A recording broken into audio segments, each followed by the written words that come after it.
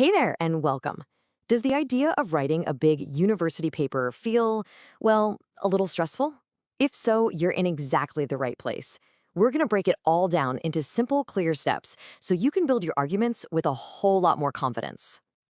Now, this guide is made especially for you, Dr. Abdulkareem's students. Think of it as your friendly starting guide, a tool to give you a really strong foundation for all the great work you're going to do in his class. Sometimes writing an academic paper in English can feel like you're trying to climb a huge mountain without a map, right? It feels like this massive, impossible thing. But I'm here to tell you it's not. It's just a skill. And like any skill, you can totally learn it one step at a time.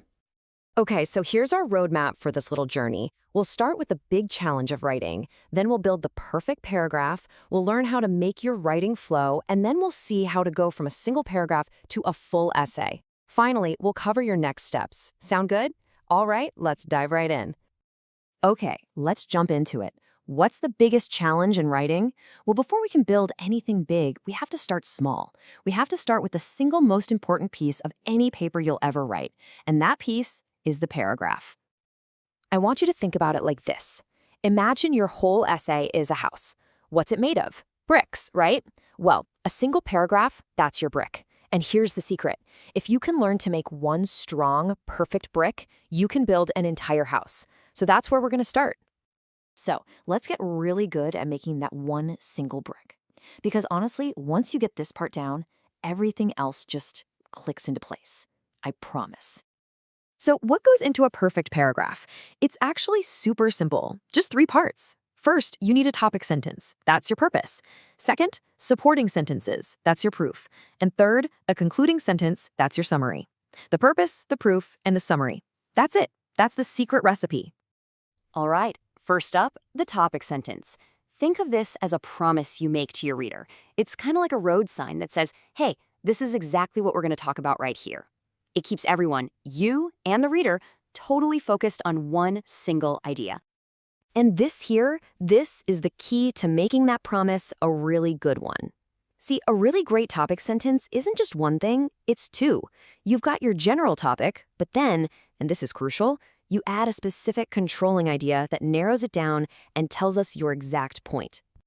And this is so important. You have to be specific. Let's look at an example, because it makes it really clear. English has been influenced by other languages. I mean, wow, that's huge, right? You could write a whole library of books on that. But the Arabic origin of many English words is not always obvious. Aha, see? Now that is something you can actually explain and prove in just one paragraph. Okay, so you've made your promise with that awesome topic sentence. Now you've got to back it up. That's where your supporting sentences come in. This is your proof. This is where you use details, examples, and facts to show your reader that what you promised is actually true. All right, so now we know how to make a really solid brick. But a pile of bricks on the ground isn't a house, is it? You need mortar to hold them together. And in writing, that's what we call flow. So the first big rule for making your writing flow is something called unity. And the rule is so simple. One paragraph, one idea. That's it. Every single sentence in that paragraph has to be about the main idea you stated in your topic sentence. No exceptions. Okay, rule number 2 is coherence. And this is all about making sure your ideas connect smoothly. It's like building a nice, smooth road for your reader to travel on, instead of a bumpy, confusing path where they might get lost. So how do we build that smooth road? Well, we use things called transition signals. Just think of these words like however, or for example, or in conclusion. They're like traffic signs. They tell your reader, okay, get ready, we're about to turn here, or look, an example is coming up. Okay, we have totally mastered the art of building a strong, solid brick, our perfect paragraph. So guess what? It's time to build the house. Let's see how these paragraphs come together to create a whole essay. And check this out, because this is the really cool part. The way you build an essay, it's almost exactly the same as how you build a paragraph. It's just bigger. That topic sentence we just mastered, well, for an essay, that's called your thesis statement. And those supporting sentences, they become your supporting paragraphs. See? You already know how to do this.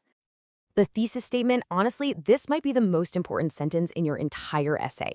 It's like the blueprint for the whole house. It tells your reader exactly what you're planning to build, what you're going to prove in your entire paper. I absolutely love this image because it shows you exactly how an introduction should work. It's a funnel. You start wide with a general idea to get your reader's attention. Then you narrow it down step by step, guiding them closer and closer until, bam, you hit them with your super focused thesis statement right at the end.